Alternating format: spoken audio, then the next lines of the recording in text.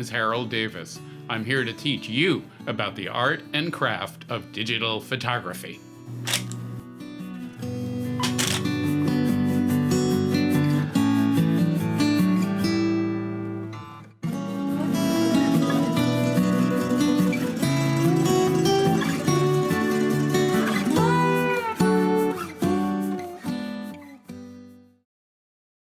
Hello, everyone, and welcome to the Harold Davis Studio in Berkeley, California.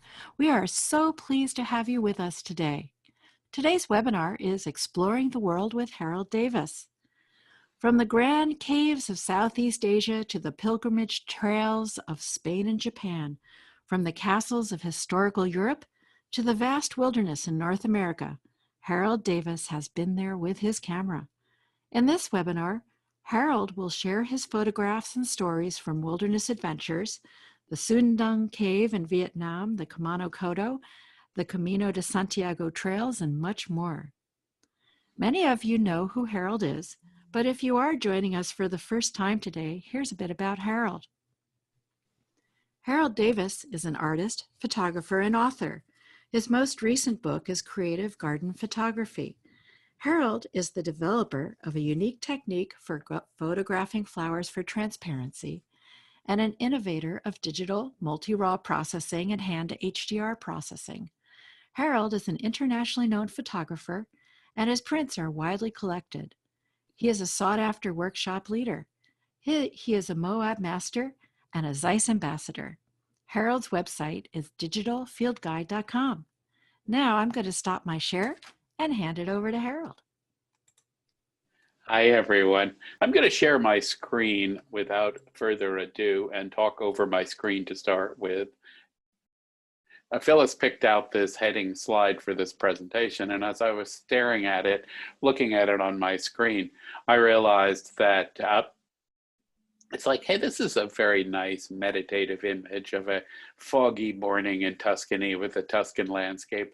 I could look at this for a long time. So really, in many ways, this presentation is about escapism. Here we are. We have been sheltering in place for 260 days now.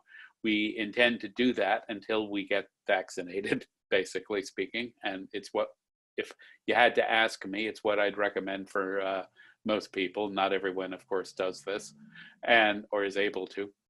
And so at the same time, the world goes on out there. So here's a beautiful meditative image of Tuscany, of the Tuscan landscape in the morning, photographed on my way to breakfast. The question becomes, when you do photograph as a traveler, or you do travel photography, and historically a fair portion of my living one way or another comes from photographs I've made while traveling. What is the point of these images? Why do they become interesting? How do they stand out from the millions and millions of photographs that are taken every day of places?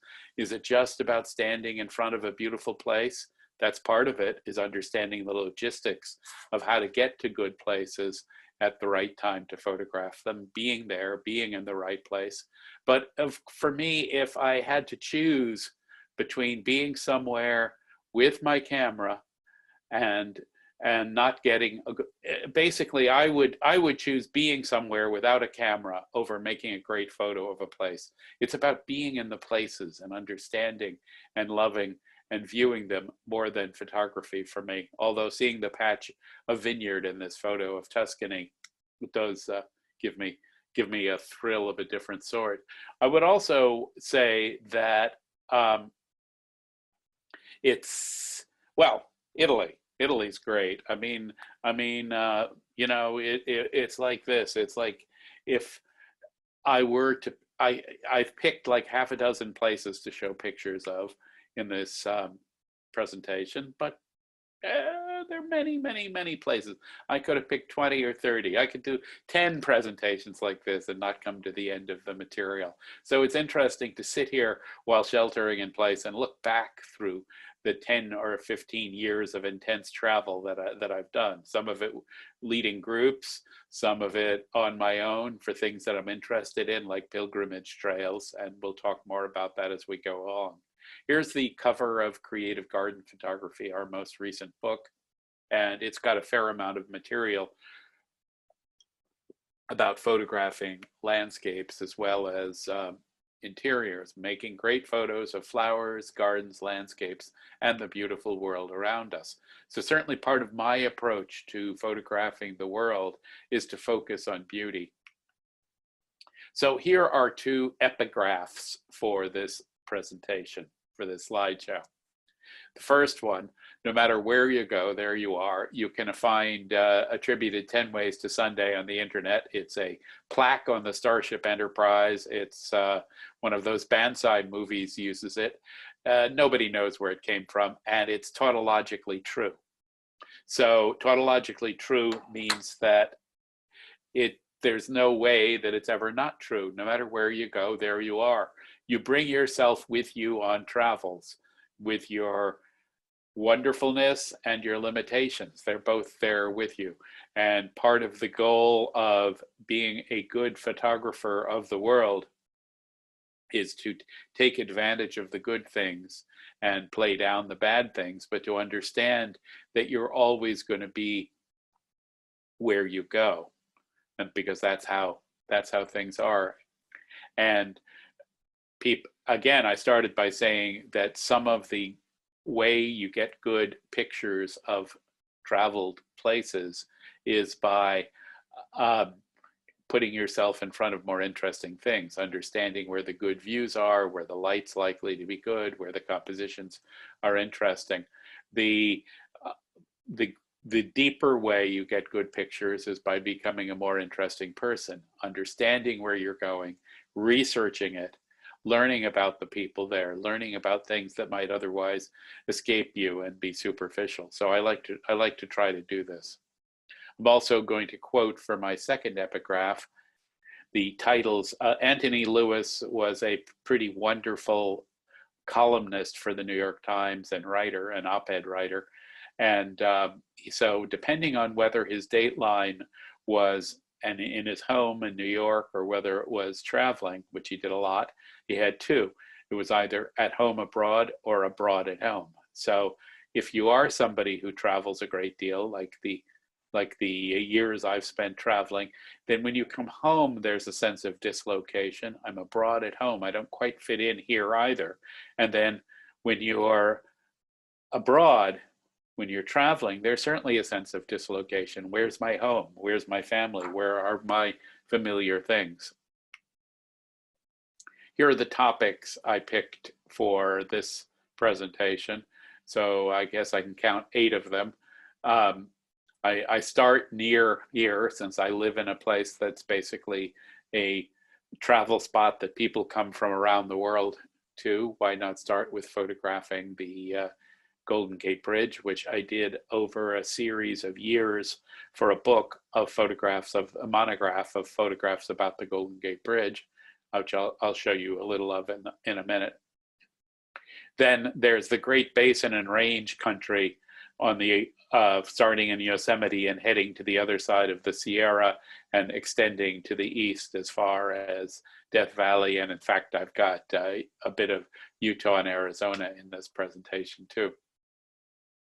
Paris, who we will never forget Paris. And by Galicia there, I mean the final couple of 100 kilometers of the Camino de Santiago and the Camino Portuguese, which go into Santiago de Compostela, the terminus of the great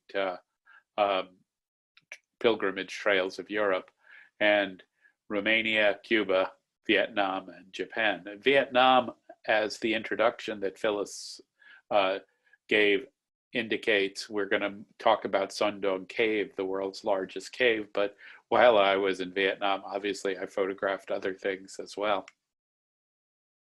Here's the book cover for 100 Views of the Golden Gate. This was published a ways back by Wilderness Press. And we have some copies of it still. if anyone's interested. This is a window and embrasure in Fort Point looking out at the Golden Gate. So part of my job on my assignment over the years I did this book was to find unusual views of the Golden Gate Bridge. This is looking up at the scaffolding from Fort Point with a wide angle lens and the sun coming through the observation tower in Fort Point. It's what's called a crepuscular shadow of the tower of the bridge on the clouds next to it.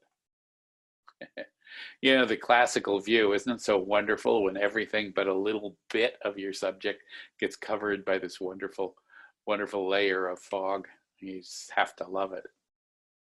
And this is from Fort Spencer on the Marin side of the Marin Headlands of California, looking at the Golden Gate Bridge. But of course, to get an exposure like this, where it was pitch black in the foreground, you have to make different exposures for the foreground and background. In the background, you can see the stars, but the bridge, of course, is lit up. And here's the moon rising beneath the Golden Gate Bridge. With this one, I exposed it for long enough that the tourist boat you can see beneath it is just about symmetrically framed by the rising moon. And we're on a roll with the moon, literally rolling down the bridge. But the moon here is just hanging on to the bottom of the bridge.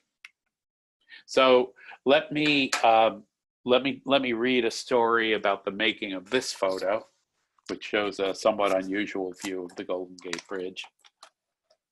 This is from the text that goes with the 100 Views of the Golden Gate book. For example, one balmy afternoon in late October, I studied the San Francisco North Quadrant USGS topographic map. This map shows, among other areas, the hills above Fort Baker outside Sausalito and the northern side of the Golden Gate Bridge. It seemed to me that there was a ridge that could be climbed by going up from above Fort Baker. You can tell on a topo map if something is steep by looking at the contour lines.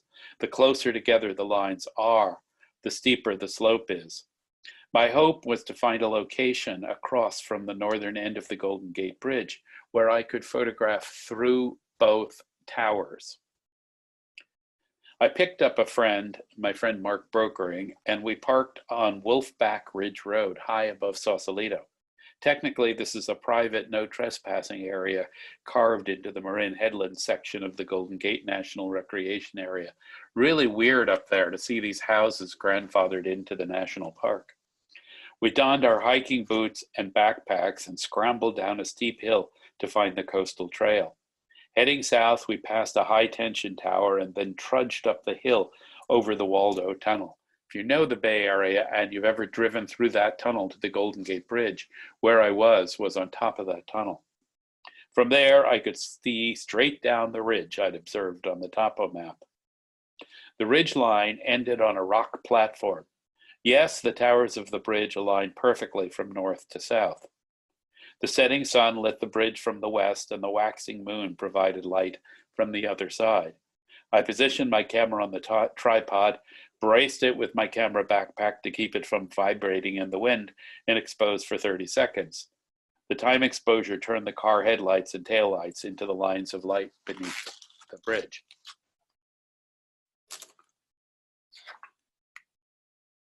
So, yes, it's fun to photograph from up above. This is another one from the north side of the bridge on the headlands. You can see some of the lights of the Sausalito small boat harbor down below, and of course San Francisco and things flying around in the plains. This one is from the San Francisco side, quite a bit of night, and I photographed this. I know exactly when I photographed it, about 12 years ago, when my youngest daughter was in intensive care in San Francisco, and I drove there at night and stopped to make a couple of night photographs on the bridge on my way into the hospital. It's hard to get star trails in an urban setting because the lights of the city, the ambient light, is enough that it knocks out what you can see there. So this is from Kirby Cove, the beach that is to the west of the Golden Gate Bridge, out toward the open ocean. And you can see that I use the sheltering shadow of the cliffside to get enough darkness so that these star trails registered. If you look carefully, you can also see somebody with a flashlight or headlamp coming down the side of the mountain. And more at night at the bridge. A lot of fun to photograph the Golden Gate Bridge also from across the bay, and certainly gave me an excuse for getting out and exploring the Bay Area. This also is from the beach at Kirby Cove, and I assure you that no starfish were harmed in the making of this photo. After I made the photo, what I did was I picked it up and I took it out as far into the tidal zone as I could. It really had no business getting itself washed up there. And I don't know how much you can really see of this one, but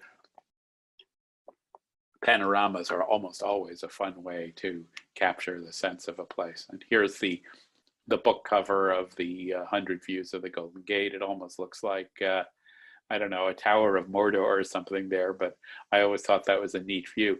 So the sun, where it sets, travels back and forth in its arc over the year twice. And you can plot the day where it's going to hit these things, but it's going to depend upon the angle that you're photographing from as well, where you are on the other side of the bay in this case. It used to be, my joke at the time I made these photos was that it took a bit of intelligence or planning to plot this out. These days you just use a piece of software like the photographer's ephemeris TPE or photo pills, and it will tell you exactly when to be where. Before I move on, Phyllis, are there any questions? Yeah, there's a question from Dana. Can you explain how you made the hanging moon photo? Well, thank you, Dana. I mean, I think the real answer there is to be that I was in the right place at the right time. The moon was rising and it hit that spot and I snapped the shutter. Moon is actually pretty bright. I mean, because we're reflecting Earth light. So it's about, it's about a daylight exposure for the moon itself. So you basically have to be set up to do this. It's not going to sit at that tangential angle to the bridge very long. But if you have your camera on a tripod and you're ready to go at about a 60th of a second and ISO 400, let's say, you can do it. You may have to lighten up the bridge itself in the background to get that. I see how will you determine where the sun will set and where the moon will rise? Well, peoples have been doing this for 4,000 or 5,000 years using astronomic devices, and it is possible to plot this, but there is software designed mostly for mobile devices that will these days do that for you. The two leading pieces of software are PhotoPills. It's an app, and it's a pretty inexpensive app, and the photographer's ephemeris TPE. You can download either of them depending on whether you're running iOS or Android and put it on your phone. And learning to use the software takes a bit of doing. I think TPE is a simpler interface. You basically dial in where you are and when you're there, and it shows you the rising sun, setting sun, rising moon, setting moon, and tables of when it does this stuff, basically. And it shows you on a Google Map overlay, so you really can pinpoint it precisely. There's some elevation issues also. PhotoPills gives you more information, but I find the interface a little crazy making, but it can be done. People do it. And thanks. And David, I think, points out that there are sales on those apps. So both of them are highly recommended.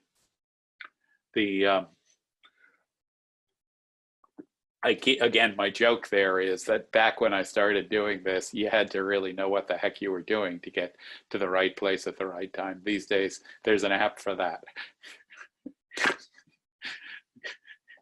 It means, by the way, that if you figure out something that's a unique astronomic kind of thing, or a spectacular one, you know, the moon rising over the new Salesforce Tower in San Francisco, or something like that, you won't be and you figure out the optimum place for making the photo, you're not going to be the only one who's figured that out. Sad but true. All right. Well, I'm starting on the Solace of the Wilderness, which is my section of images that runs through Yosemite, through Death Valley, and then further east, with another book cover. I was hired to photograph and write this book, The Photographer's Guide to Yosemite and the High Sierra, and so there's the book cover. And as it happens, I got another book cover out of the work I did for this, namely these star trails circling over Half Dome, which I don't know how well you can see over Zoom, but Half Dome's in there. This was photographed from Glacier Point and took the better part of a night to create. And there it is. This was, I think, taken with a Nikon D200 several generations ago of a digital camera. And the purple color up on the upper left there is sensor noise because the thing started overheating. My joke here is, you know, the way that people are, when I was first starting out in film photography, heavy grain was considered a pretty bad thing in the wet darkroom. You didn't want a really grainy photo, and then it became arty. So at some point down the road, the early generations of digital cameras that create things like sensor noise and too much noise and burn, like here, are going to be prized for their ability to create idiosyncratic imagery. Here's another cover from the years that I've photographed in Yosemite. This is a postcard book, which is still available up on Amazon, called Yosemite Dreaming, and an image from about the same time. The idea for me behind an image like this one, which I called Alone I Stand, of a tree in Leidig Meadow in Yosemite, is not really to create a literal image of a place. I was reminded of the heroic paintings of the painter Bierstadt, who came to places like Yosemite, specifically to Yosemite, and made these incredibly vast images that were romantic and really fairy tale like. So that was my thought in creating this image, and creating this image as well, was to, with a combination of photography and processing, create something that was more poetic and heroic than literal. I will say also about this image that you never exactly know what is going to be going on off screen when you have a photograph like this. A photograph is a designed frame and slice of life that's picked off. My oldest son, Julian, who was probably 10 at the time, was rolling a big snowball off to the left of frame here.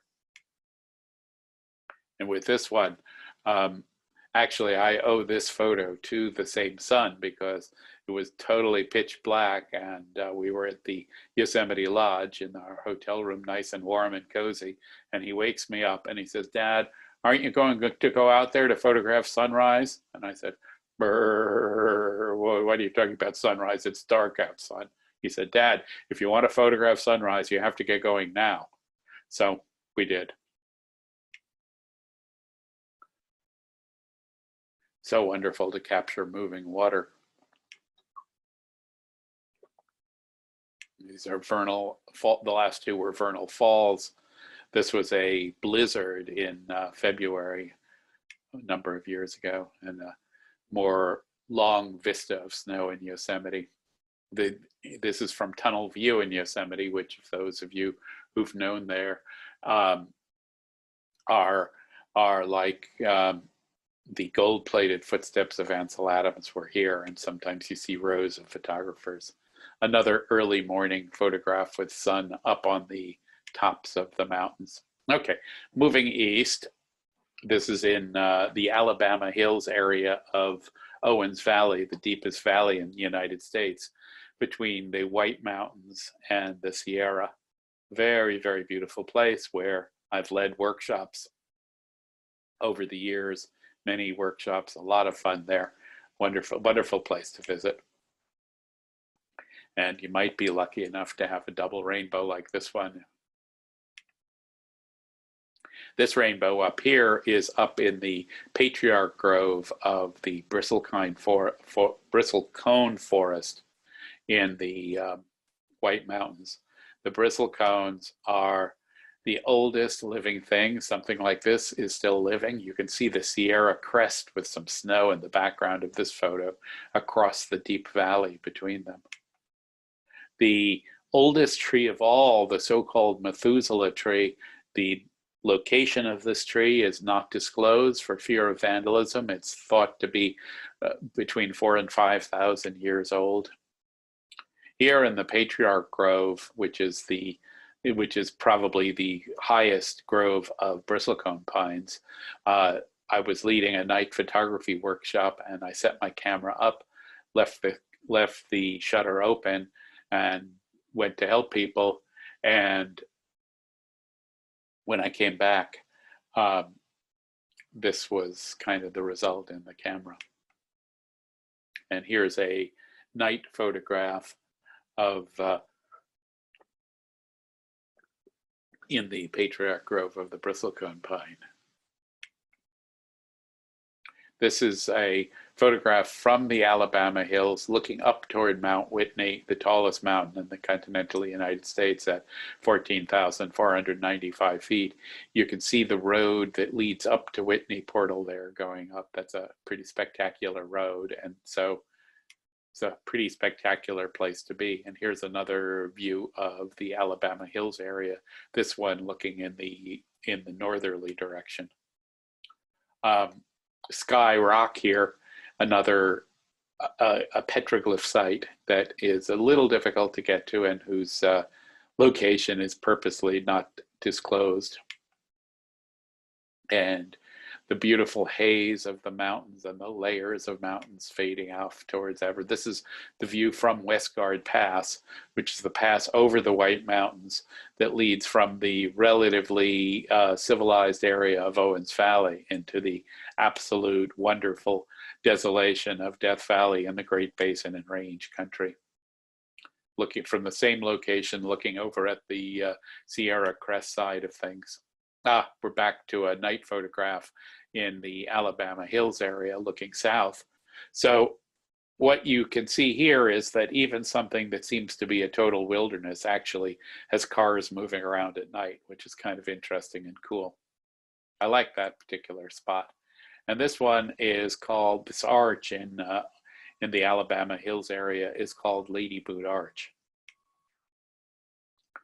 The road in Death Valley towards twilight, single car on the road. Poetic, I like single cars.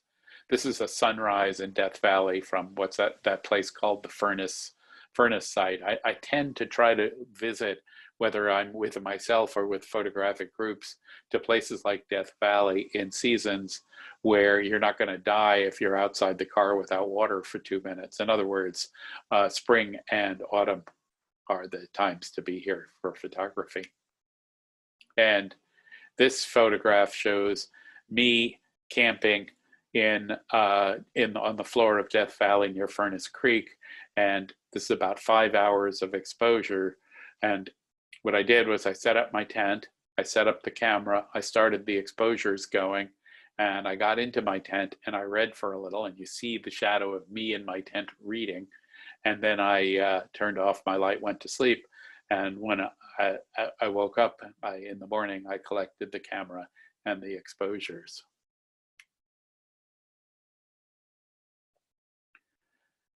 Yeah, I do see a request for how I got the shot, filters, focus, processing, anything beyond the standard. Yeah, it's hard to talk about that kind of thing abstractly. I don't carry much with me. First of all, I'm a backpacker by training somewhat, so I've learned how to pack things lightly. You know, if you carry so much that you can't stand it and you're a human camel, then that isn't going to be fun. A tripod is an essential part of my gear. So a lightweight, good tripod is something I recommend for everyone. The only filter I carry is a polarizer because that's hard to duplicate in post-production. Otherwise, I don't carry physical filters. Sometimes, almost always, I use exposure blending. So I shoot multiple exposures for a high dynamic range photo if I can use a tripod. I don't focus stack unless it's necessary, and it's not very often necessary, but where it is, I'm certainly perfectly capable of it. It's a very good idea when you're at a location like this one, which is the racetrack in the backcountry of Death Valley, where the rocks move around, sort of mysteriously, but I think science has the answer. It's a very good idea to take every photo you think you're going to need, because you never know what you're going to need and you never know how things are going to get put together. So if there are specific questions about a specific image and about what I used, I'm happy to try to answer them. The other thing is that my blog, which has hundreds and hundreds of stories, and Phyllis can put up the address for the blog, for much of what I do, has exposure data, lens used, and that information. You'll also find that in our books, almost every single image has the story behind the image, the exposure data, the gear used, and the settings. Oh yeah, so if you're in Death Valley, why not visit Scotty's Castle? And Scotty's Castle has a totally cool spiral stair on one of the towers. You know, to photograph this, I used a wide angle lens. I think it was a fisheye, rectangular fisheye, and I was down on the ground in the bottom. These days, Scotty's Castle is closed. It got waterlogged, I think, last year, and they haven't been able to get it reopened again, but it's a marvelous place to visit, even if what you're supposed to do in a place like Death Valley is photograph the landscapes, like this abstract of Eureka Dune, where here, what I intentionally did was I let the left side go black and photograph the line.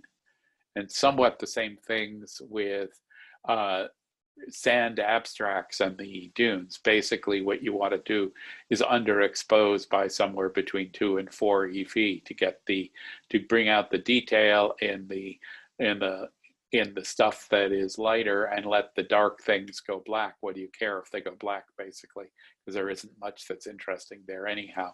The other thing to look at from a compositional point of view is what are the broader shapes of the landscape.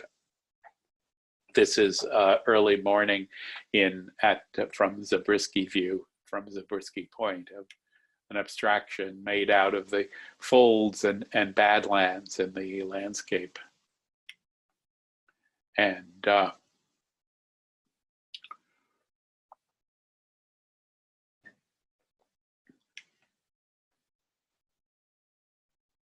here's another sunrise view from the same spot of this rock. Okay, we're moving on here to a further east to a location called The Wave, which is in Coyote Buttes. I've got a story to read about The Wave. So why don't I read my story from my blog again. The Wave is in a special administrative area, which is pretty well run by the Kanab District Office of the Bureau of Land Management, back when BLM used to mean the Bureau of Land Management, which is part of the United States Department of the Interior.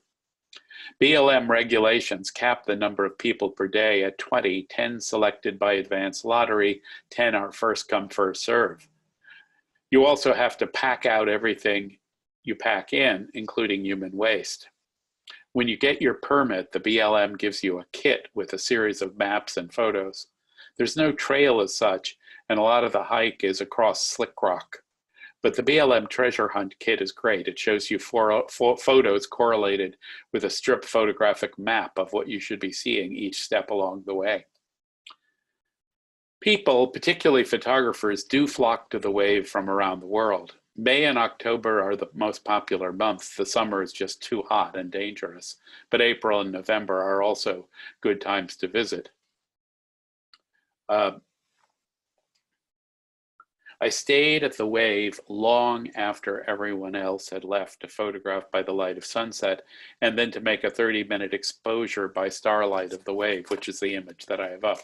Sunset comes early this time of year, and the jumbled country around the wave would be very dark at night.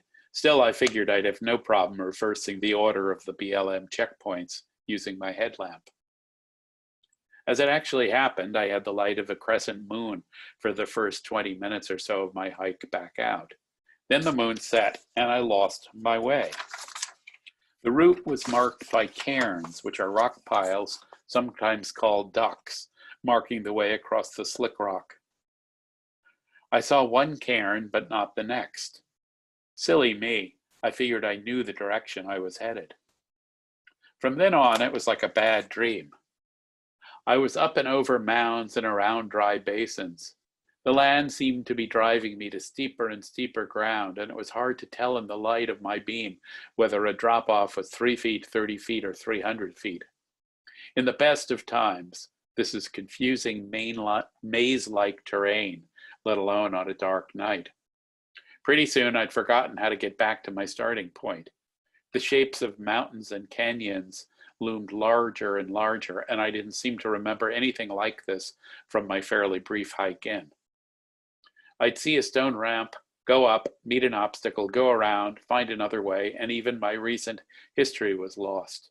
I might note here, by the way, that you can geo stamp using a smartphone or other device these days, and not have quite this level of difficulty, hopefully. I realized that this couldn't go on. It was very hard to see where I was going. I was getting very tired after a long day on little food with lots of exertion photographing. My water was low. To continue in the circumstances was to risk breaking my neck. So the next time I found myself on a platform facing what looked like a precipice opening at my feet, I stopped. I had a down jacket and knew I wouldn't die of hypothermia in one night. But it was so cold. I paced all night in a small circle, like Gandalf on the top of Orthanc. I used the last of my camera batteries to record star trails. I enjoyed the cosmic light show in the desert and tried to ignore chattering teeth. I meditated on being lost in the desert and whether my life insurance was adequate for Phyllis and the kids. I had spent another cold night on top of Half Dome not so long ago, so I'm actually getting experienced at this. As the pale light of dawn began to illuminate things, I was glad I'd stopped. Between impassable crags, a gorge, and a network of crevices opening at my feet, I turned around and began to make my way down, coming shortly to the cairn-marked route, which I'd crossed and recrossed without recognizing it in the night. A couple of 100 feet closer to the trailhead, I met one of the BLM people coming in.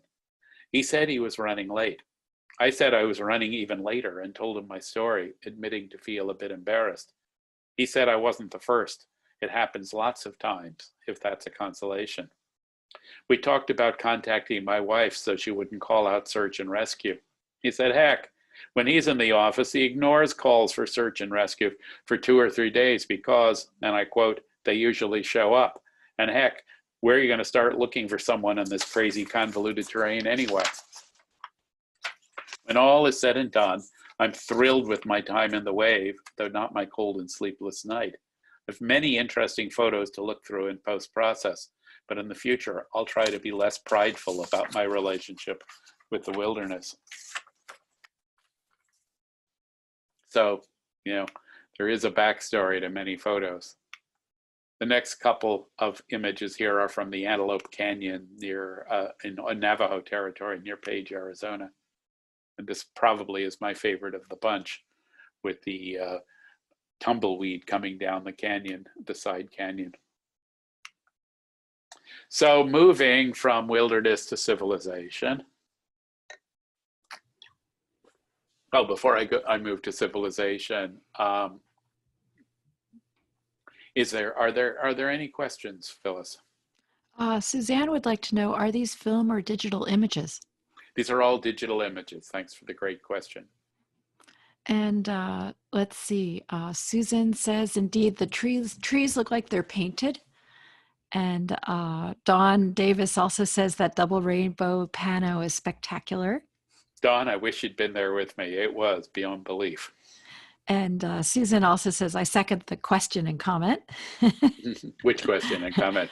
Oh, it was the comment about the double rainbow. Ah. And Dana would also like to know, do you use Photoshop for exposure blending? Technically, sometimes I use what I call hand HDR, which are layers and masking for a lot of my post-production. So I do it in Photoshop, but not using the Photoshop blending tools. I do sometimes use Photoshop's blending tools. I also use Nik HDR, FX Pro, and I experiment with anything available. And from one rainbow to another, here's a double rainbow over Paris.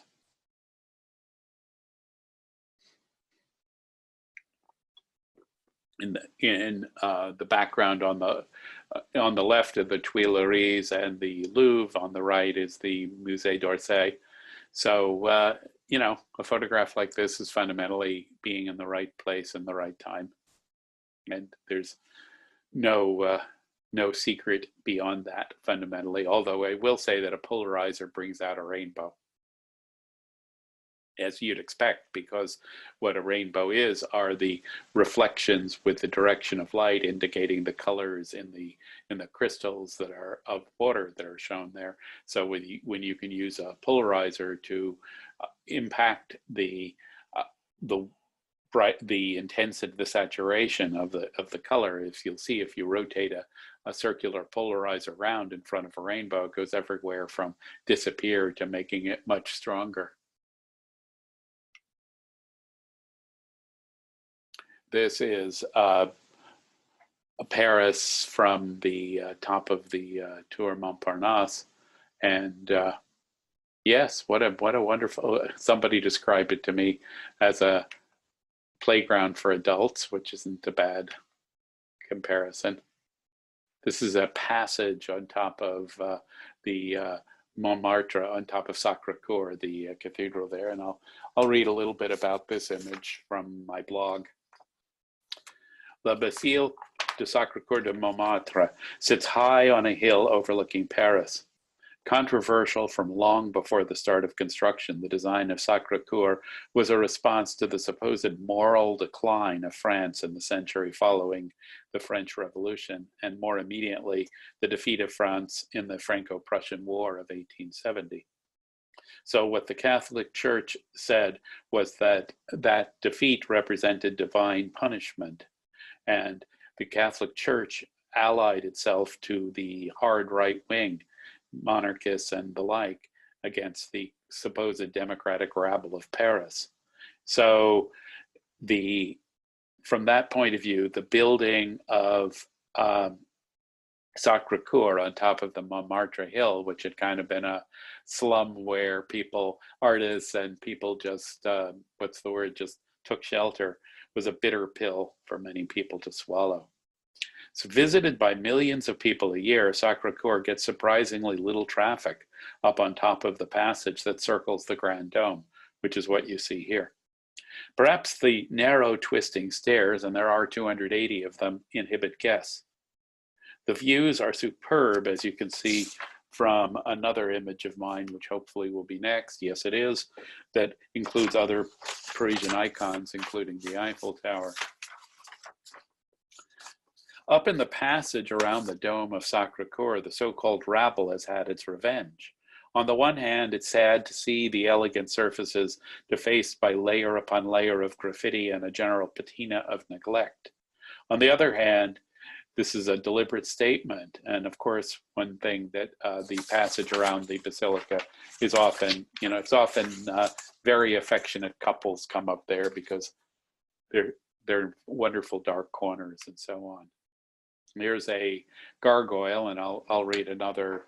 This is from the top of Notre Dame, and obviously it doesn't exist in the current state at this moment. Hopefully they'll reconstruct something like it. You can see the Church of Saint-Sulpice in the background on the lower right.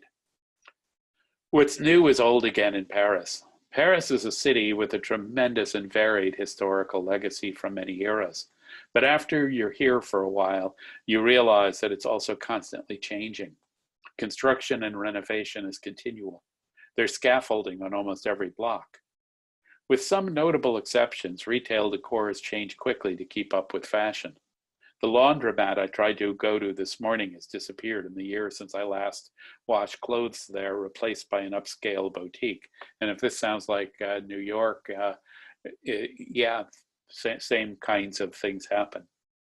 With this continual reinvention against a backdrop and history of mine, it's fun to use the new technologies to capture old landmarks. And so that's part of what I try to do when I photograph Paris, is to show both the old and the new. Here's another photograph of one of the church steeples in Notre Dame that got melted in the fire. And the rooftops of Paris, again, from the top of one of the Notre Dame towers.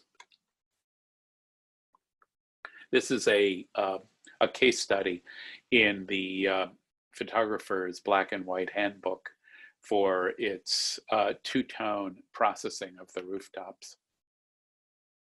Looking back toward the Basilica of Sacré-Cœur up the hill of Montmartre, you can see on the upper part of the gallery there, the passage that I was describing, running around the top of the dome, the big dome. A couple of years ago, when I was in Paris on my own, on my way back from a trip to Malta, Sicily, and other places, I stopped for a few nights, and I actually stayed on the hill of Montmartre, which is like, once the tourists go home, it's like a village all its own. It's very different than staying in Paris itself. It has a disconnected and wonderful feeling. And here was the view from my hotel room. I asked them for a room with a view, and they said, the only one we have with a really great view out over is our top floor. You have to go up there. So it was like this wonderful garret room with this great drop-dead view over Paris. The view was worth it. The room was cold in November, I'll tell you. And I find myself photographing hotel room windows, not surprisingly, quite a bit. This is out the back of a famous hotel, the Lutece, in the 5th arrondissement in the Latin Quarter. And so when you say Hotel de Soleil, which is what this is, in Paris, it doesn't mean a hotel where people stay. It means a palace, basically. So that's the French term for a specific palace is hotel. So this is the Hotel de Soleil off the Place des Vosges, built by one of Louis XIV's advisors. And another photograph of the roof of Notre Dame, of an intentional anachronistic image of the Luxembourg Gardens. And these are iPhone captures, which is one thing I like to do.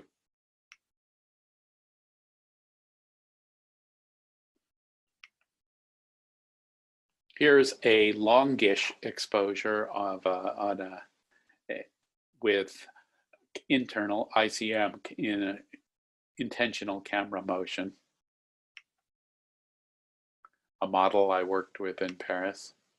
And this one, again, the famous Les Deux Magots, where Hemingway and others like to have their drinks. And here's the waiter in the good old-fashioned Parisian waiter garb, passing by with my iPhone and made into an anachronistic photo. No trip to France or Paris is possible without a lot of eating, I guess.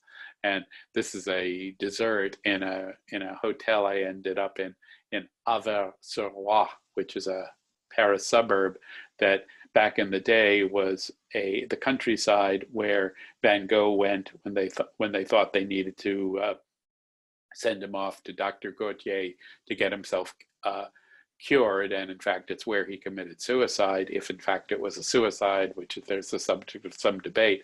Anyhow, I ended up staying in a hotel there which served me a meal culminating with this wonderful dessert, and it turned out to be essentially a French love hotel, but there you go. So it was an interesting place to spend the night. And the old bridges of Paris. Here's underneath one of them, the Pont Royal, I think. So before I move on to Galicia and the Camino de Santiago, are there questions? Yes, there's a few. Barbara would like to know, how did you get the quality of a line drawing in the photo of the Paris rooftops?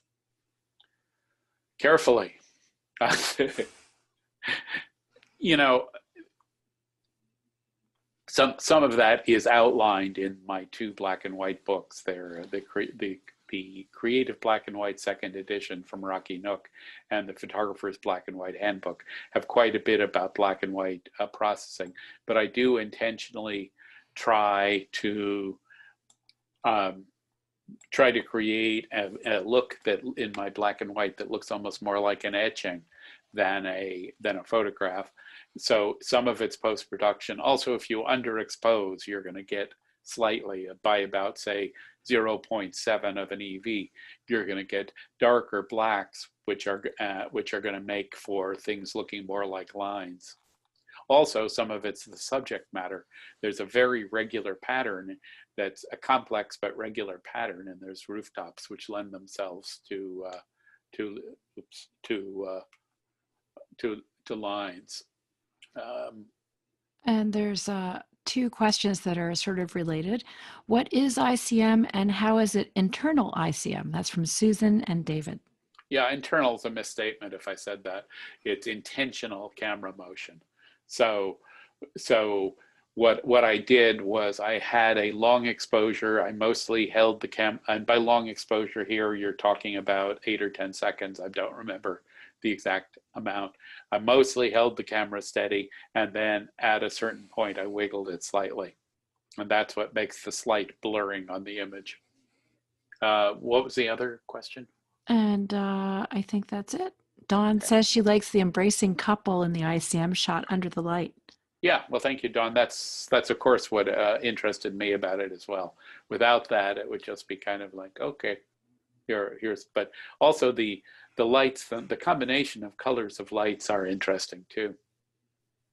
So the map on the screen is a general map of the Caminos de Europa. So the idea that there's one Camino, one pilgrimage route is not right. There were many routes. And the main one, called the Camino Frances, it goes from the French border to Santiago de Compostela, and it's about 500 kilometers. There's one that comes north from Portugal, the Camino Portuguese, which I've walked part of.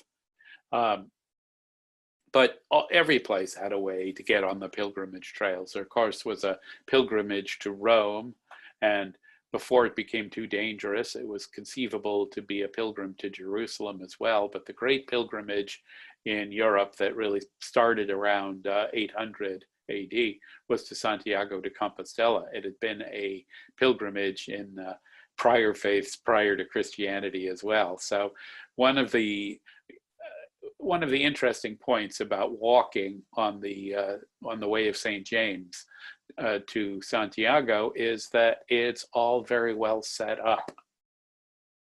They've been doing this for over 1,000 years.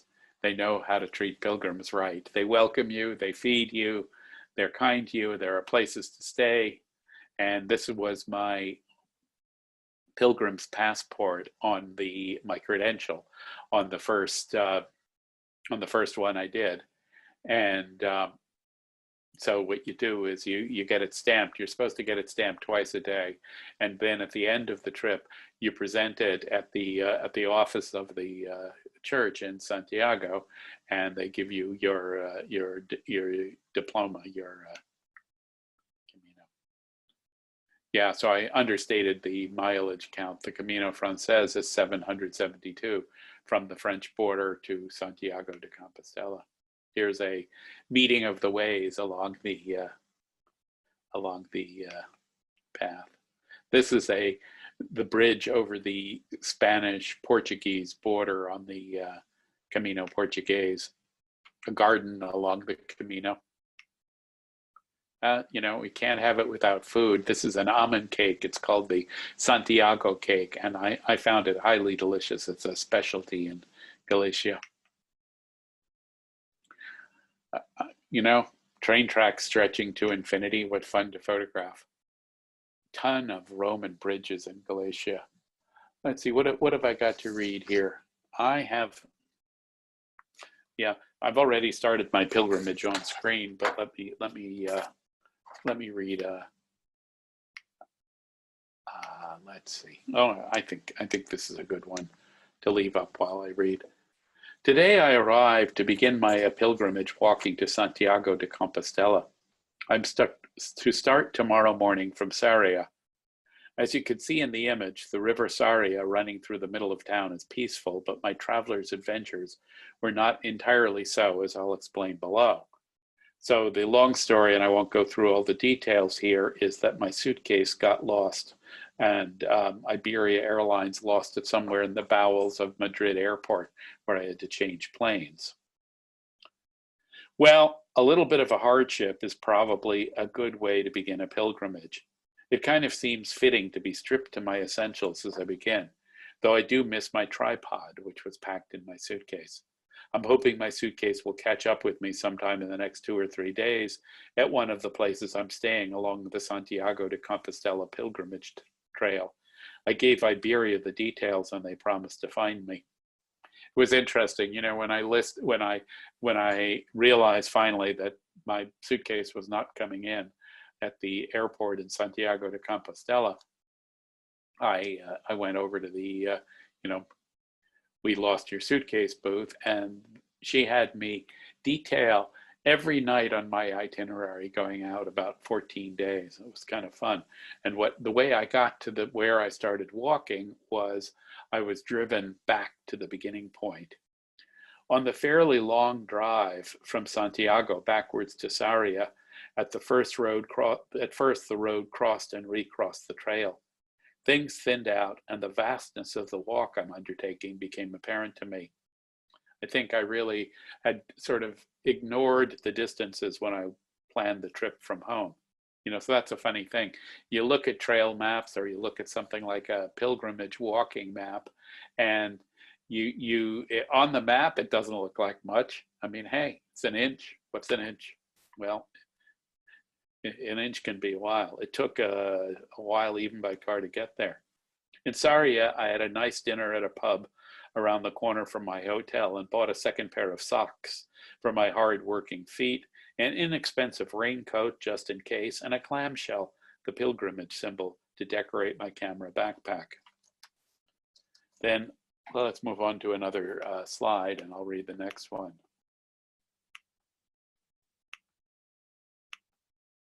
Oh, well, okay. Here's the final destination for the pilgrimage is mostly the cathedral in Santiago, the Cathedral of St. James. Yesterday was my first day hiking on the Camino de Santiago. I walked roughly 12 kilometers, and that doesn't sound like much, from Sarria to Moorgate, a small hamlet. It was really pleasant walking, with paths, country roads, high scuttling clouds, and intermittent chill and sunshine. As I expected, there were many fellow pilgrims on the trail. Mostly they were Spanish, but there were some from England, Sweden, and elsewhere. I've yet to meet any other Americans, but I've learned to say Buen Camino to everyone I meet on the way. Besides the pastoral countryside, I passed through a number of hamlets, some of which were stocked with very convenient espresso machines, old historic buildings, and so on. At each of these stops, whether for coffee or lunch, the idea is to get my credencial del Pellegrino stamped as proof that I've passed this way. You need 2 stamps a day to get your pilgrimage certificate in Santiago. Some locals take their stamping duties very seriously, stamp, sign, and date my credential. Others are more like, here's a stamp and pad, go for it, dude. I actually enjoy the process of getting my things stamped. I also did this on the Kumanokodo pilgrimage trail in Japan, and it makes a great souvenir and memory jogger. Note, in case you're wondering, My suitcase still hasn't caught up with me. I miss my tripod, and I certainly could use clean underwear and socks. This may be TMI. Also, my legs have been cold in the trail, and warmer clothes would be welcome. But otherwise, less is more, and I'm not really very unhappy about this. Onward, Pilgrim. This story wasn't posted yesterday because the Wi-Fi connectivity wasn't up to it. Today, I've arrived in Pont-Marin, a bit more of a town, and am able to connect to the world. And to bring a story to its conclusion a little more quickly than happened in real life, because that was a couple of weeks of walking. Here's the Compostela certificate I got, made out, as you'll note, to Haroldum Davis. I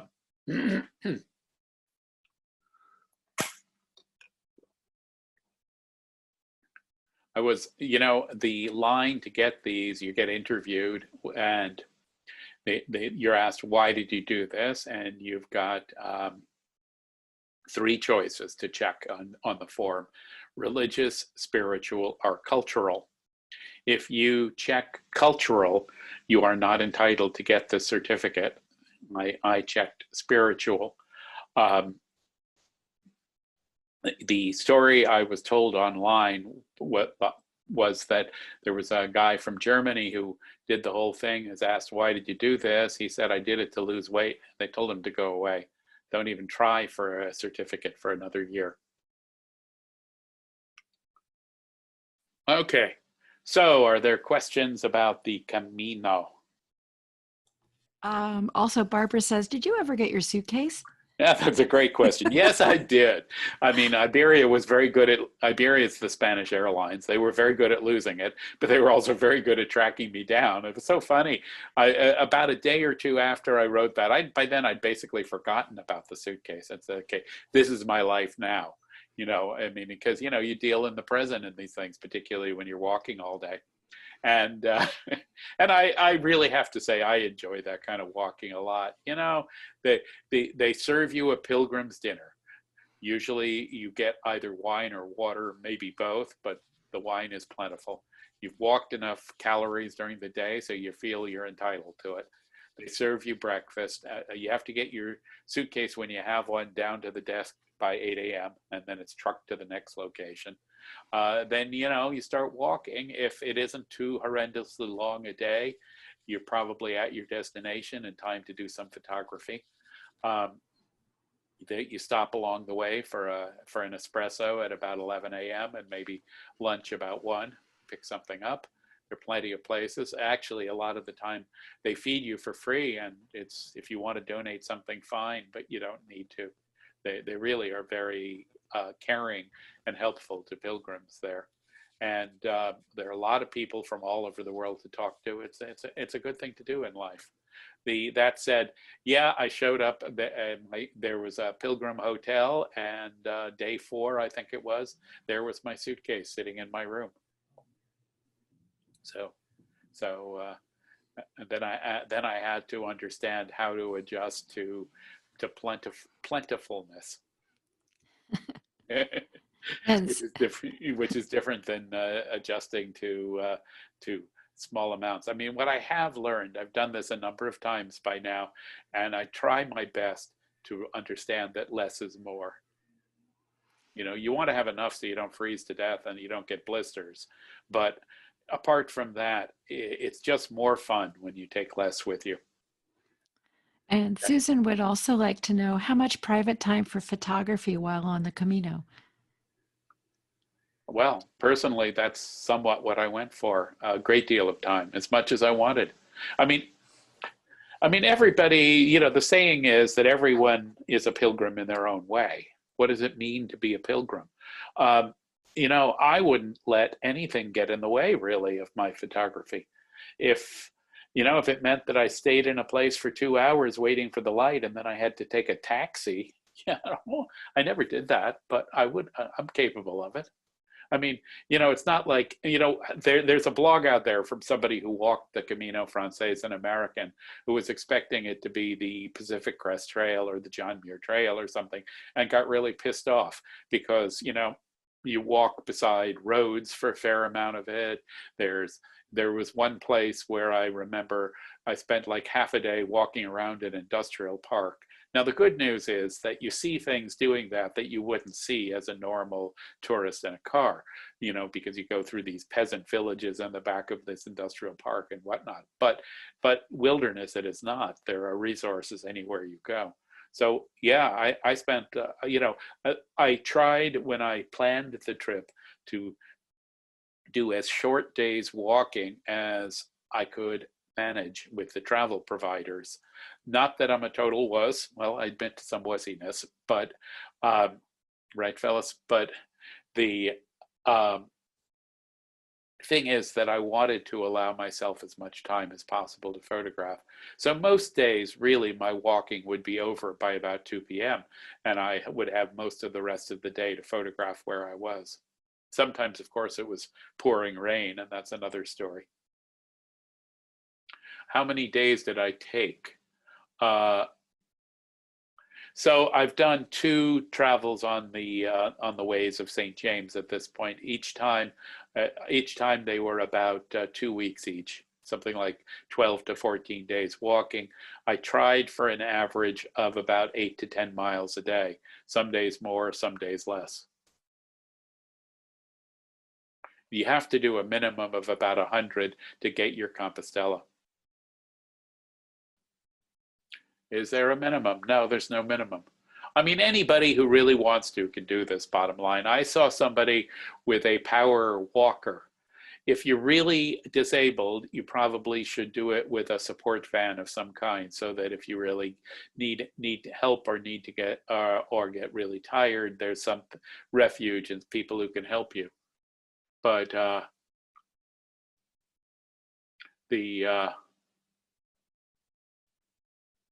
yes, Camino Ways is the name of the provider I used, and they did a great job for me on both the trips.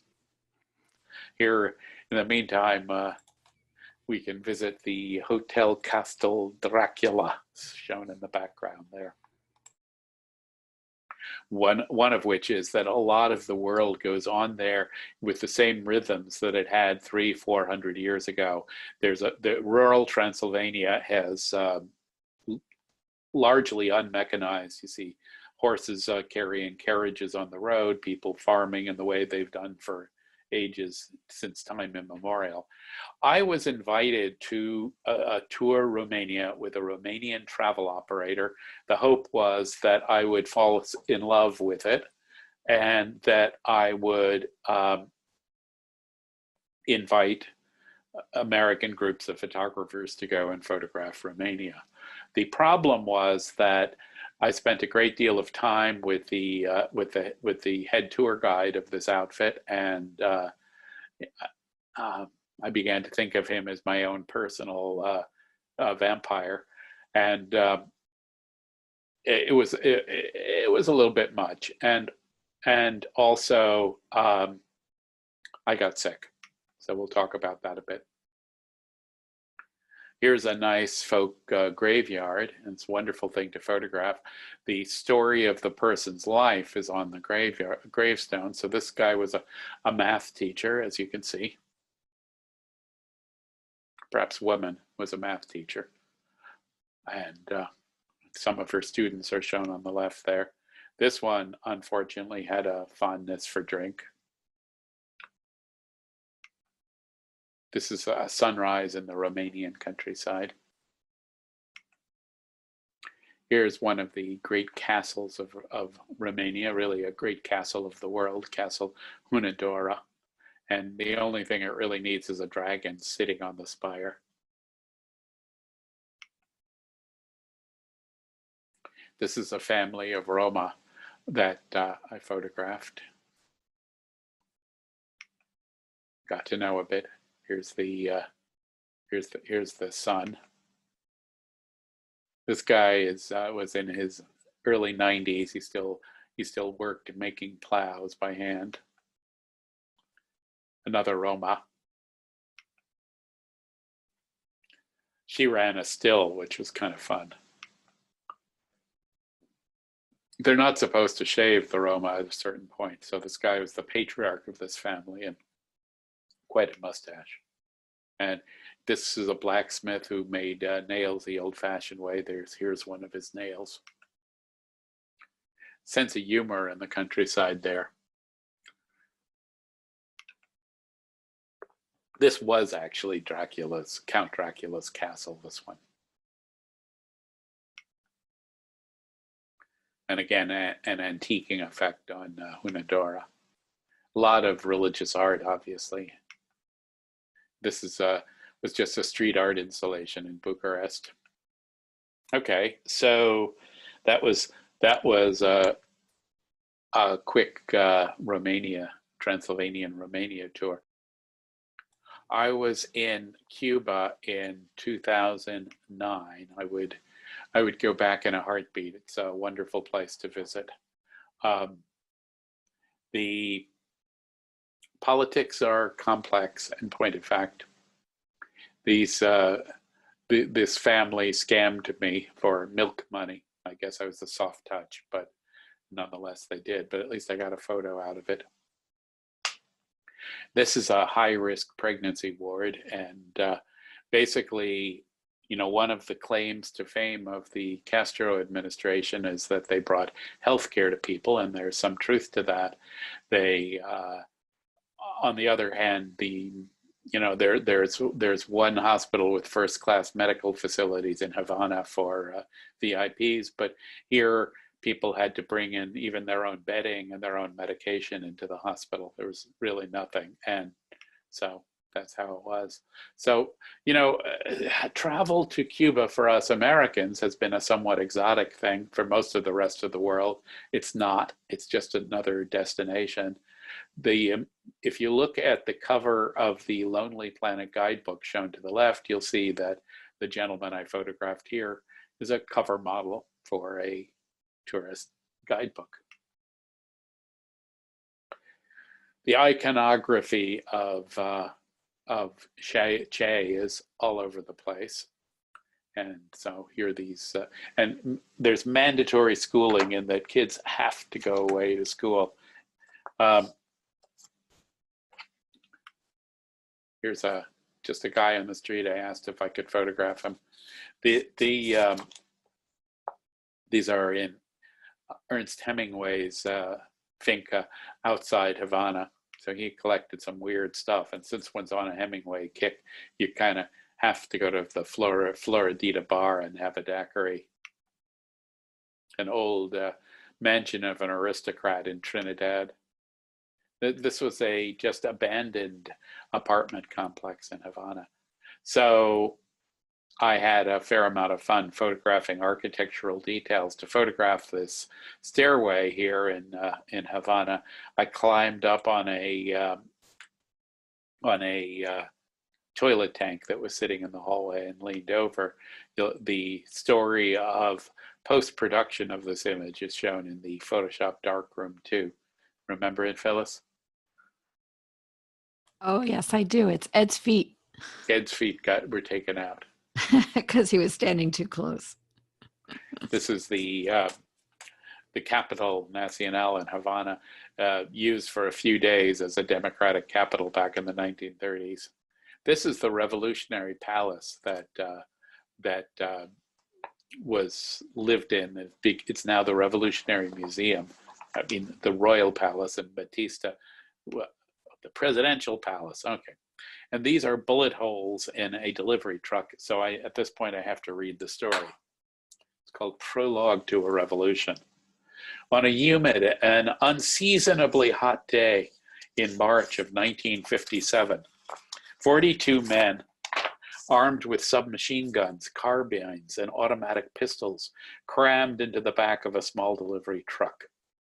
Two other vehicles, a Buick sedan and a Ford Roadster, each with 4 armed men in shirt sleeves, accompanied the van. The assault on the presidential palace was on. Now, here's one of the rooms in the presidential palace. Inside the dark and hot van, the men debated about contemporary art. One was a painter of realistic scenes. Another only cared for abstracts. Comrades in arms, they could not agree about the goals or methods of painting and bitterly fought the academic battle between realism and modernism. Another pair of men played chess on a small set by the dim light filtering in through the crack between the rear doors, with onlookers kibitzing in whispers. At the presidential palace, dictator Fulgencio Batista waited in the Salon des Espejos, the Hole of Mirrors, reading The Day the Lincoln Was Shot by Jim Bishop to pass the time. He was a brutal tyrant and a syndicate of the American crime, pawn of the American crime syndicates. Batista knew the attack was coming, if not exactly when. He thought it would be a night assault. In the corrupt climate of Havana, it was completely impossible to keep it a secret, and an informer had given the outlines away in the torture chambers of the secret police. Through sheer shock and surprise, the first wave of the assault overpowered the guards at the gates of the presidential palace and proceeded up the marble steps to the Hall of Mirrors on the second floor. But Batista had fled to the upper reaches of the presidential palace, sealing the way behind him. Meanwhile, the guards regrouped outside of the palace. Most of the rebels died on the marble stairs of the presidential palace. The blood ran down in streams into the neighboring park, where bullets chipped nearby buildings and accidentally killed a lone American tourist. Of the 35 men who made it into the palace, 3 made it out alive.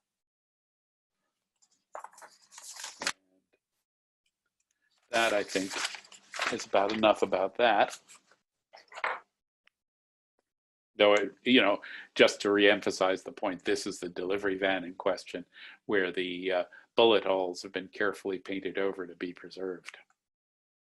And this is Che and Camilo Cienfuegos, I think was his name, who was a revolutionary icon about as potent as Che until he disappeared in a plane.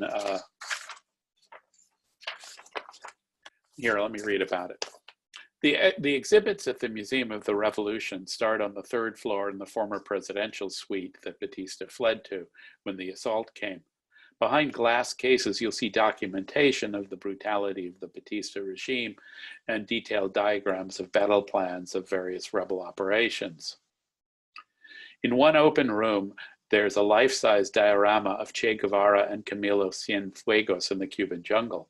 I had the feeling that if the technology had been affordable and available, this would have been animated with the sounds of the jungle and distant Batista aircraft bombardment, smoking pistols like something Disney would do of the Cuban Revolution. Castro seems to have a penchant and knack for converting his military commanders with prestige that might rival his own into martyrs. It's well known that Che went or was sent to Bolivia, where he was ambushed. What are purportedly Che's bones now rest under a monument near Santa Clara in the middle of the Cuban island. Che's visage is a constant in modern Cuba, and each year a new Che calendar is seen everywhere. The hagiography of both Castro and Che benefits greatly from the great photography of Alberto Corda, Castro's staff photographer. Although Che does not rate highly in my book as pinup material, apparently there are those who think otherwise. Camilo Cienfuegos is less well known outside of Cuba than Che. One day in Havana, I witnessed long lines of school children and soldiers marching down to the harbor to drop white flowers in the ocean in memory of this martyr, one of the most important revolutionary warriors dead more than 50 years. Camilo had been ordered in 1959 to fly to return with a traitor named Hubert Matos. Camilo disappeared without a trace, despite a massive search for the hero or his airplane. As Hugh Thomas puts it in his great book, Cuba, speculation about Cienfuegos' death has continued. No doubt this is the one of the many matters that history will elucidate. Well, it hasn't done so yet.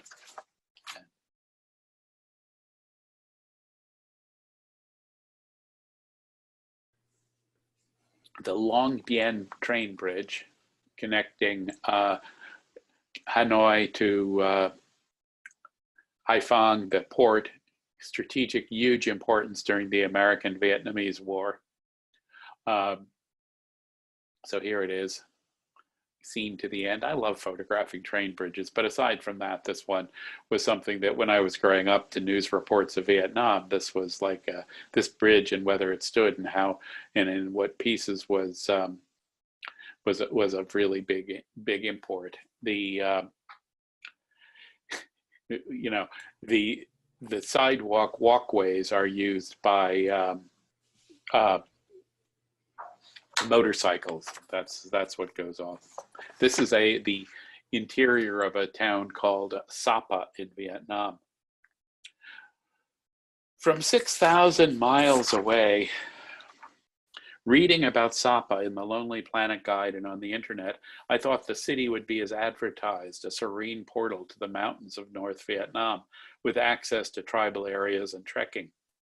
Up close in Sapa, this is pretty much a joke. As you can see in the photo, Sapa is a busy place. I made this image using multiple captures at different exposures from the second floor balcony of my hotel room.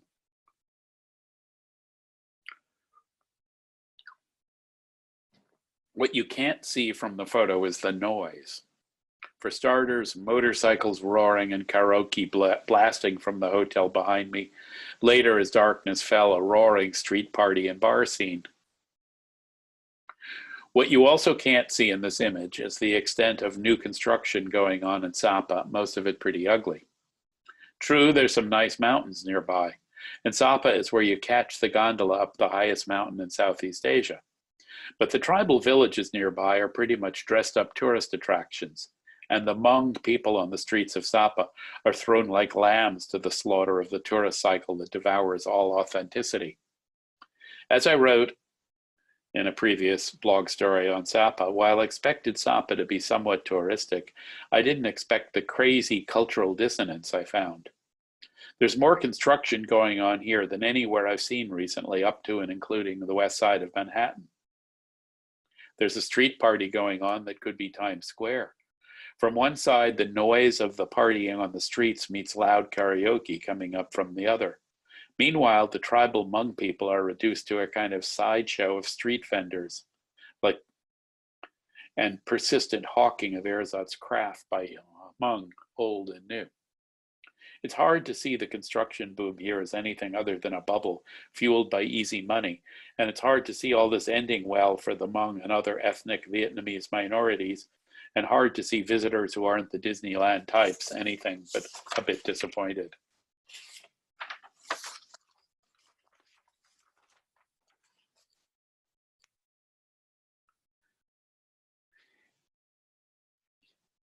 Yeah, you call the restaurant, you say, I want to eat, and they boat you out there.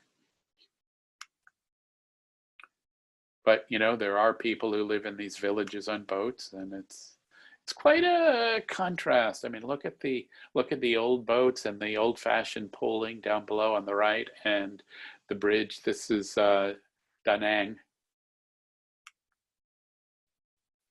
Here's a construction fence hiding what's going on. A lot of construction going up, and behind it, the iconographic mountains.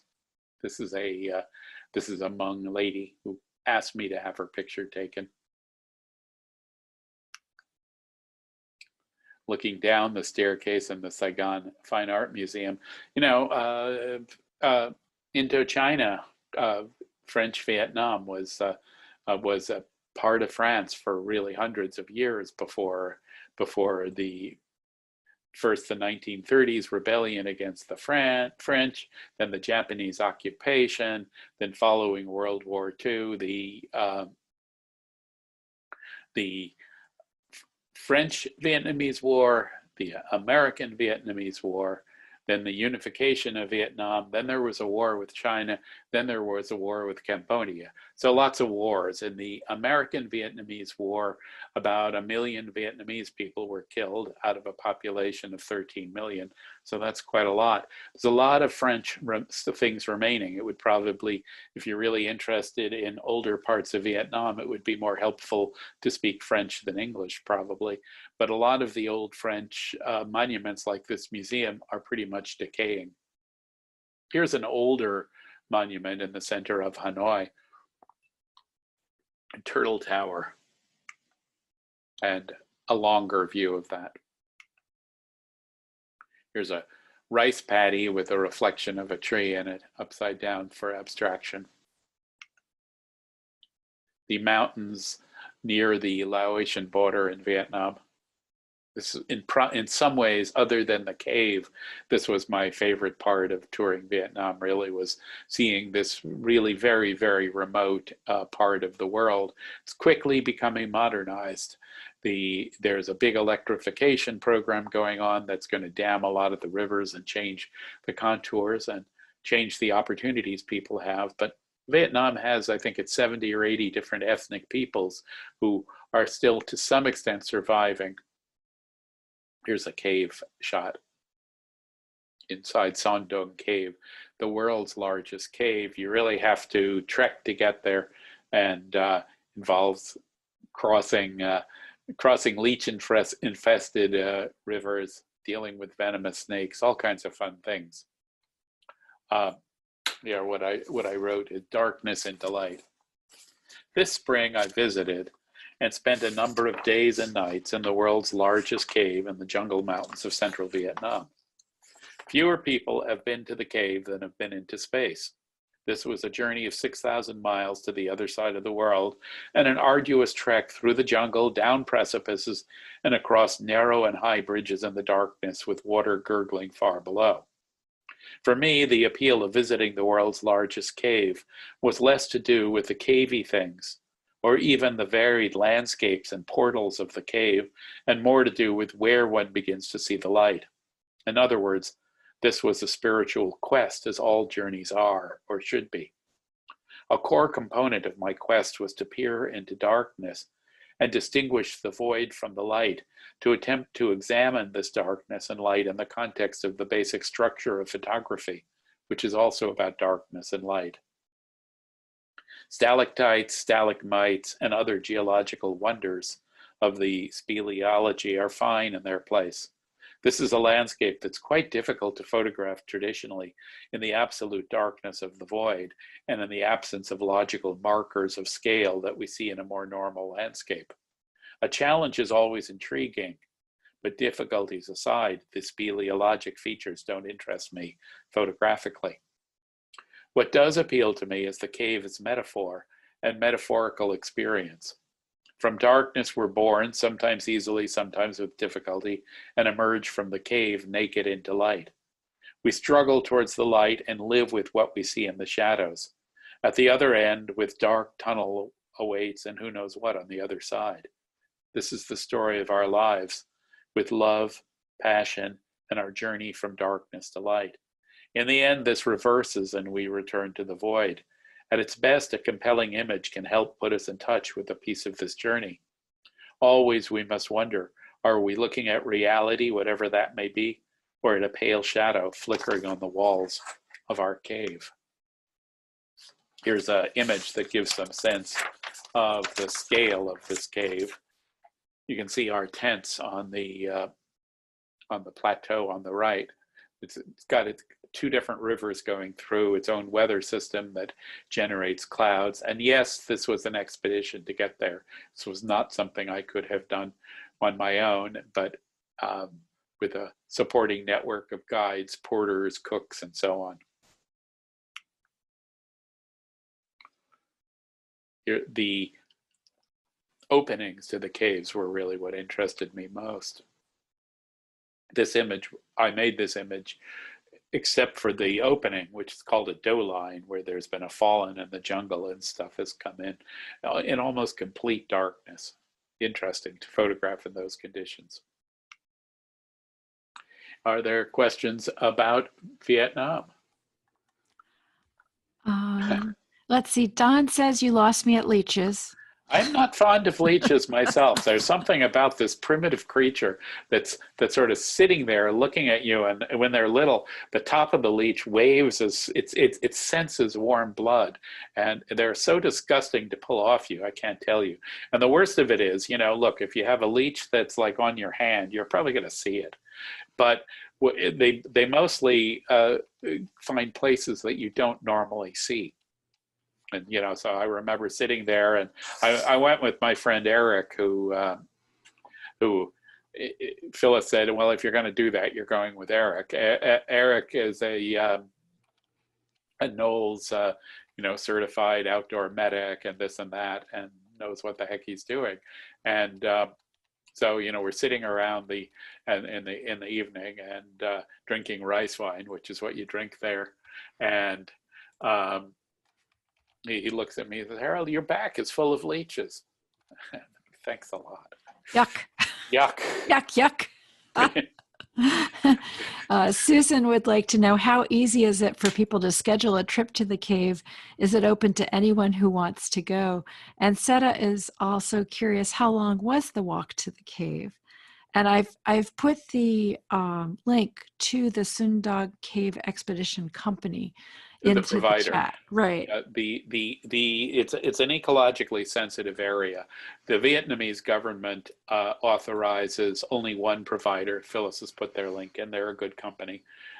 Usually there's a years-long waiting list. I don't know what the situation is now. I guess you couldn't even get there now, probably.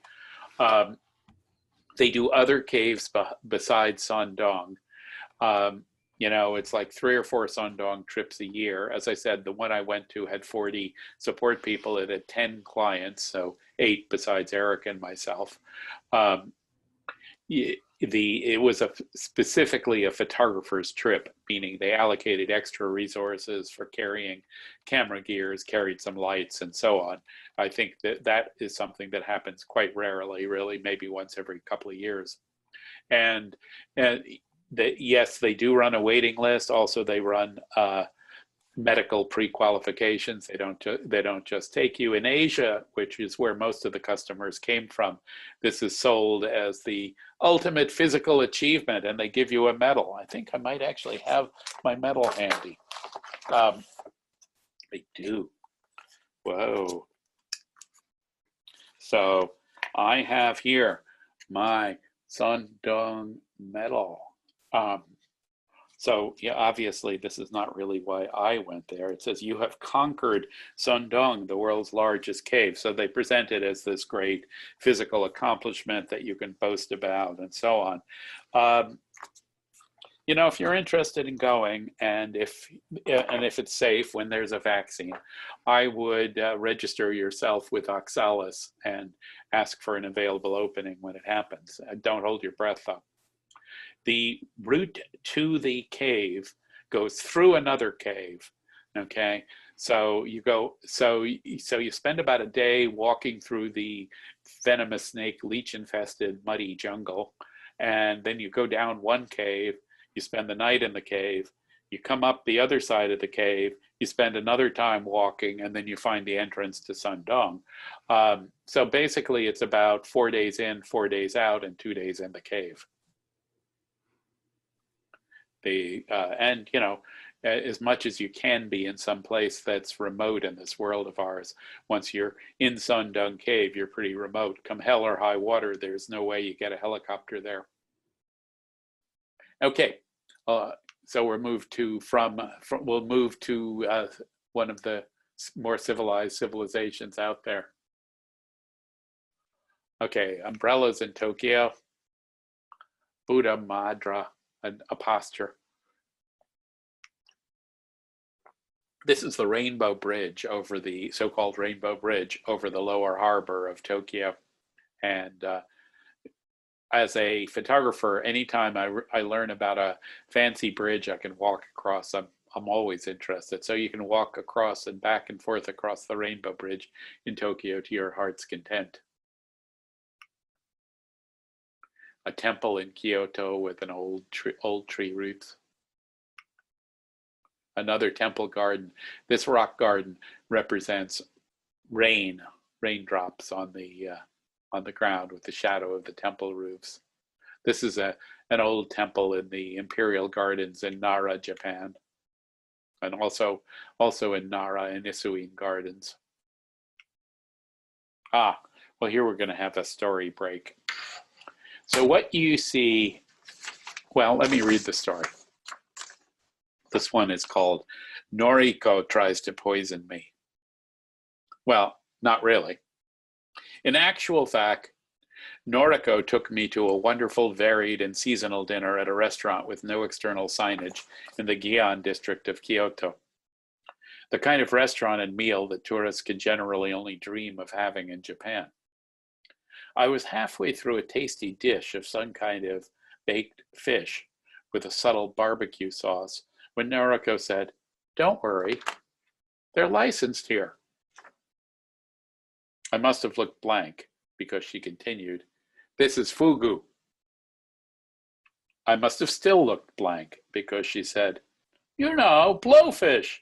It's also called pufferfish, the poison fish." "License to what? License to kill?" "There's no danger," Noriko continued. "The poison is near the intestines. The only people who die are those who eat the intestines anyway because they're greedy people and the intestines taste so good. And also because they like the tingle on their tongue that comes with a little paralyzing. The government licensed people who serve this fish." At which point she translated our conversation for the immaculately clad in white, smiling and bowing chefs behind the counter who thought it was hilarious. I pantomimed doubling up and keeling over from the poison, which they thought was even funnier, and then aloud as I trusted them. I told Noriko I wished I'd known about the fish before I'd eaten it so I could have photographed the dish with my iPhone. She said, "In that case, I'll order it prepared a different way. But after you photograph it, you must eat it, you know." You can see in the iPhone shot that the slices in this dish of fugu are so thin they're translucent. Thank you, Noriko.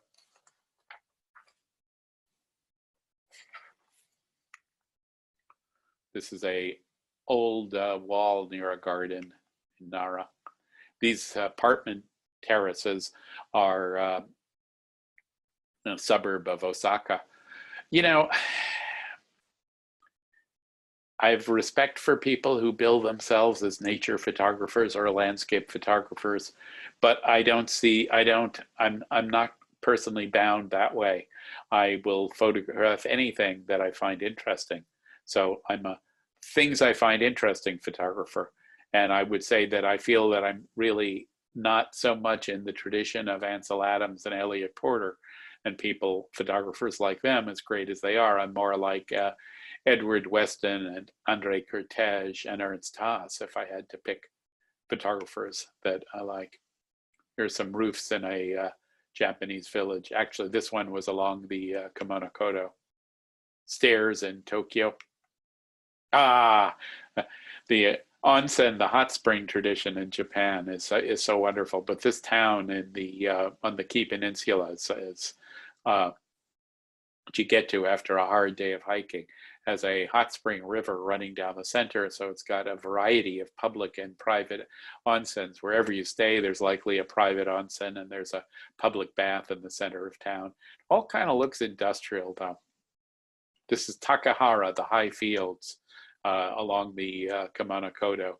I woke up to the mist in the valley. It was really, really, really cold. I got out. I said, I have to photograph this, just like in Yosemite at dawn. If you see it, you have to photograph it. You can't go back to bed.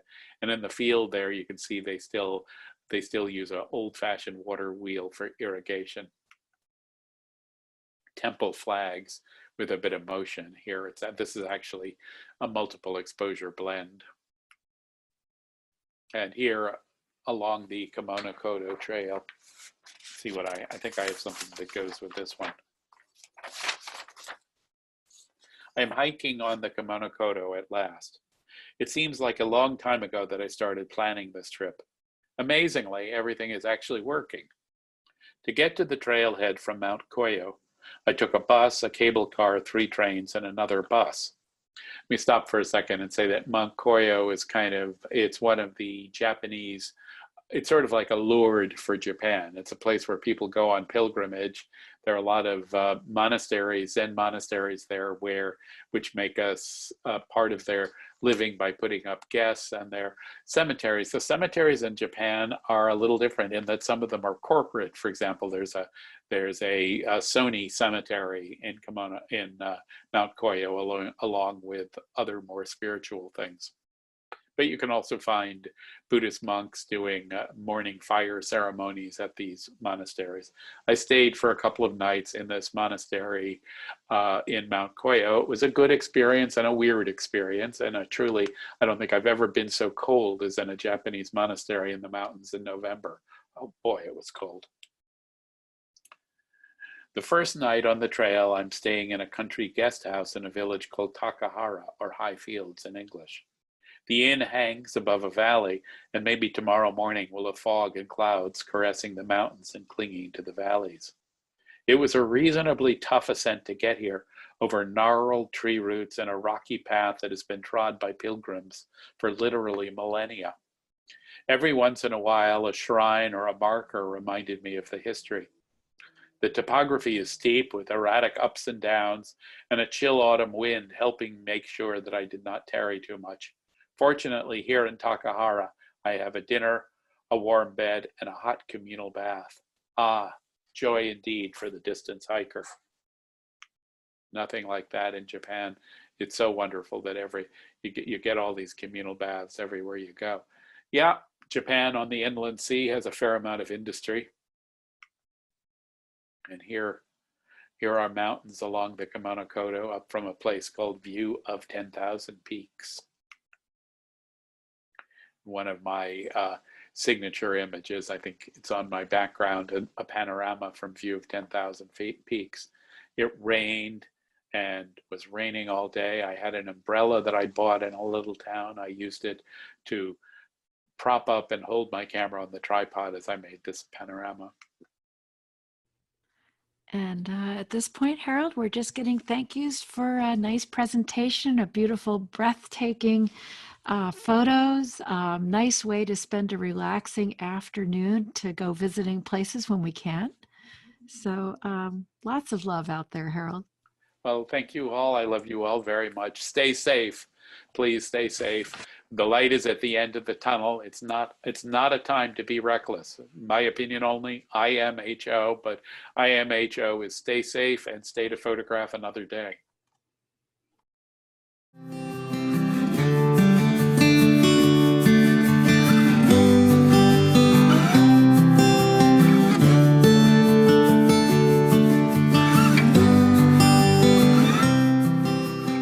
Hope you enjoyed this video and found it informative. Be creative and stay mighty.